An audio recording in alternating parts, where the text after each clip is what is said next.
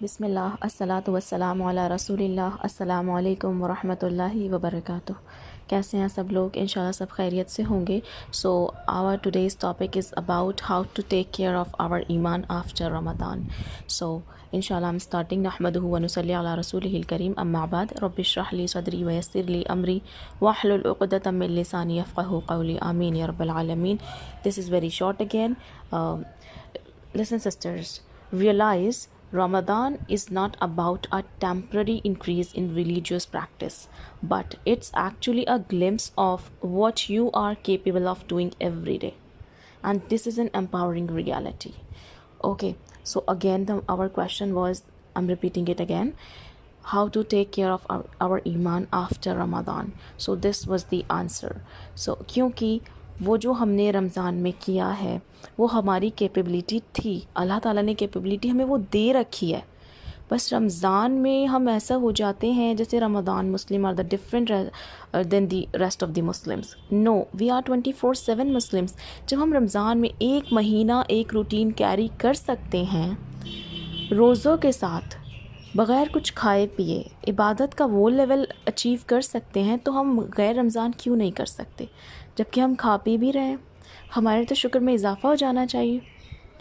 सो हम देखें कि वो हमने क्या एक्स्ट्रा एफ़र्ट्स लगाए थे, क्या हमें रमज़ान के एंड तक उन इबादत की उस रूटीन की आदत नहीं हो गई थी, तो क्या हम फिर से कैरी नहीं कर सकते हैं? क्या हम डेली कुरान की तिलावत नहीं कर सकते?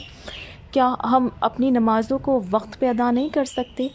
क्या हम जो है कुरान की एक आयत पे भी रोज़ पॉन्डर नहीं कर सकते? क्या हम एक हदीस भी नहीं समझ सकते रोज़? क्या हम अस्कार में जो है इन्वॉल्व नहीं हो सकते डेली? थोड़ा थोड़ा करेंगे तभी भी हो जाएगा। अपनी इस्तिताअत के मुताबिक, अपने लेवल्स के हिसाब से हमने जितना रमज़ान में किया है, अगर हम उसका 80% भी अभी मेंटेन करने की कोशिश करेंगे तभी भी हमारा पूरा साल बहुत बेहतर गुजर सकता है। सो किसी चीज़ को, इट इज़ साइंटिफिकली प्रूवन कि अगर आप किसी काम को 21 डेज़ तक करते हो तो वो आपकी हैबिट में आ जाता है। सो हमने ये 30 डेज़ किया है, क्या हम दोबारा से अपनी नमाज़ों को वक्त पे अदा नहीं कर सकते हैं? हमारी नमाज़ों को फिर से लेट क्यों हो रहा है? हमारे कुरान की तिलावत रोज़ अक्सर मिस क्यों हो रही है दोबारा? हमारी हदीसों को और हम कुरान के पॉन्डरिंग को, हम तदब्बुर को रूटीन में क्यों नहीं ला पा रहे हैं?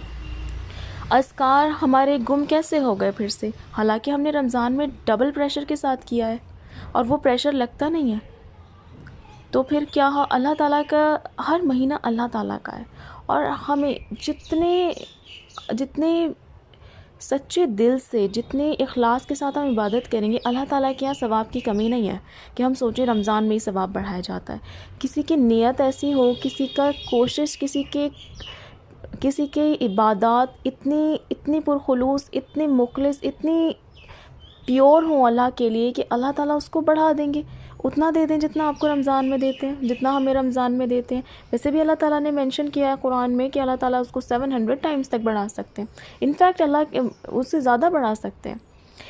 हदीस में आता है कि जब कोई शख्स, मफ़हूम है हदीस का, जब कोई शख्स अल्लाह ताला के रास्ते में एक खजूर सदका करता है, सदका बशर्त इखलास, ठीक है, विद इखलास होना चाहिए, शर्त है इखलास की हर इबादत के साथ, तो अल्लाह ताला उसे अपने दाएं हाथ पर पालता है, हत्ता कि वो ओहद पहाड़ जितना बड़ा हो जाता है, वो खजूर ओहद पहाड़ जितनी बड़ी हो जाती है।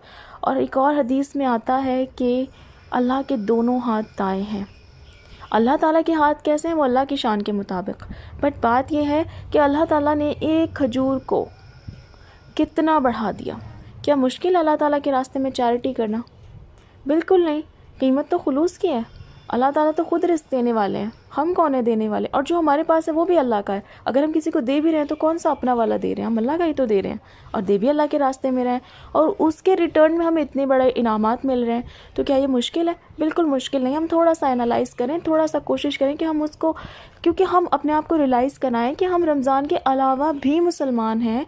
हमारी रमज़ान के अलावा भी वही रूटीन होनी चाहिए। I am not talking about कि रात को मतलब पूरे साल हम क़यामुल लैल करें, उस चीज़ की बात नहीं मैं कर रही हूँ, लेकिन दिन की इबादत, ठीक। रमज़ान में हम सोचते हैं रोज़ा है, किसी को अब्यूज़ नहीं करना, ना फिज़िकली ना वर्बली।